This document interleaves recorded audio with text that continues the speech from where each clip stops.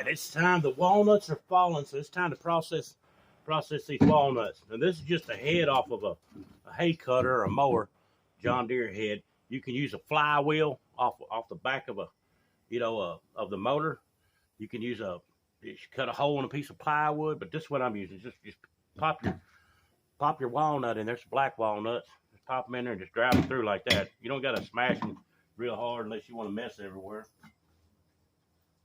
And we're saving these green hulls for another project that I'll show you later.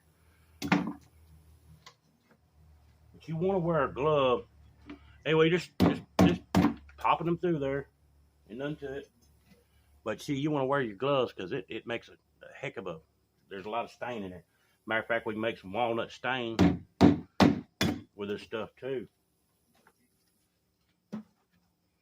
That's all there is to it. Just kind of pop them through there. Just like that.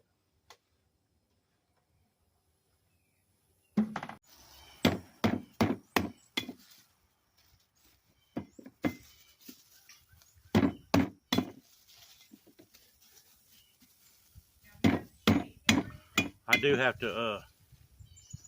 to change gloves because I wouldn't put a nasty shirt on. I should have I may have to go put some pants on or I'm gonna be stained up. But anyway, I'm just gonna go through all this and we'll show you the next process. But that's how easy it is. Just smash them through, you know. Like that. Still processing these walnuts, but I changed up. Decided to stand up for a minute.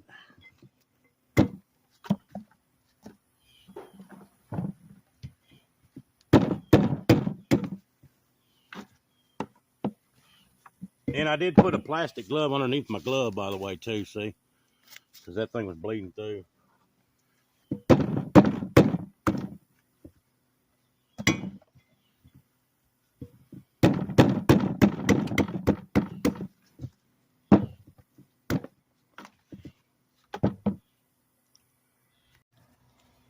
Now I'm just going to come in here on the ends and take that meat off the ends, or that husk off the ends. I'm just kind of smashing on a little bit. Off in the bucket.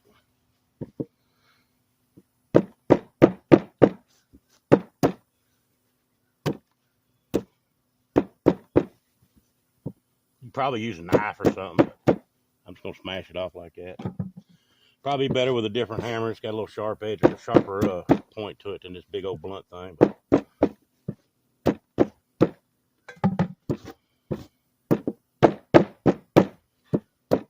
I had to move out here in the grass because it's making a mess on the porch. I said, nah, I better not do that. I have to clean a big old mess up.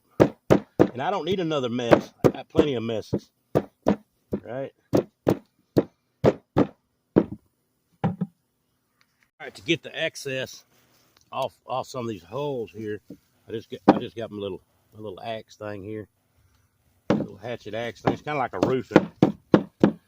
I'm just using it to kind of barely chop on the outside edge right there. Nothing fancy. Next process, we're gonna rinse these nuts off.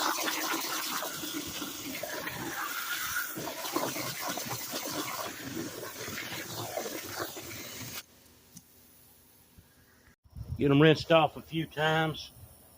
And I'm going to save the juice on this first batch for another project.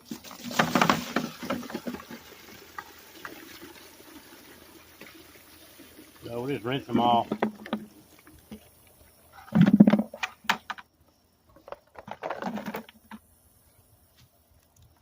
all we're doing. Get them good and rinsed off, and then I'll show you what we're doing next. Finish out the project.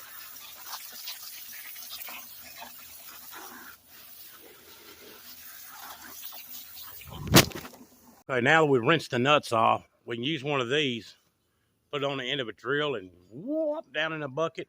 We're going to use a cement mixer. Get it going like that. I put the nuts in there.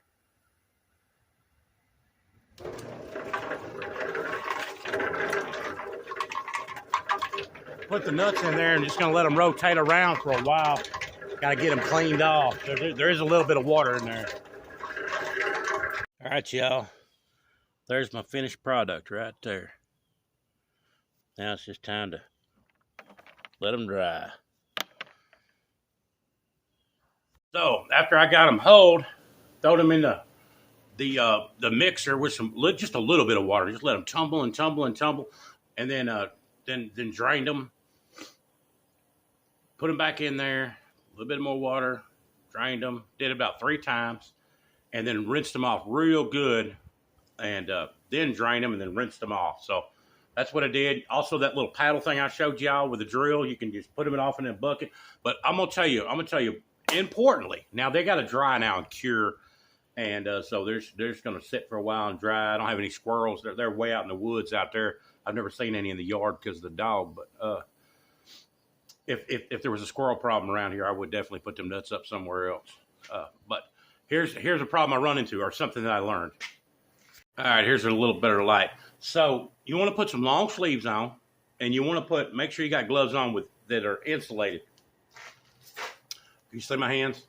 And I got to serve food in about 4 or 5 days. So, man, I hope that stuff comes off, because they're gonna be like, dude, man, that dude is nasty.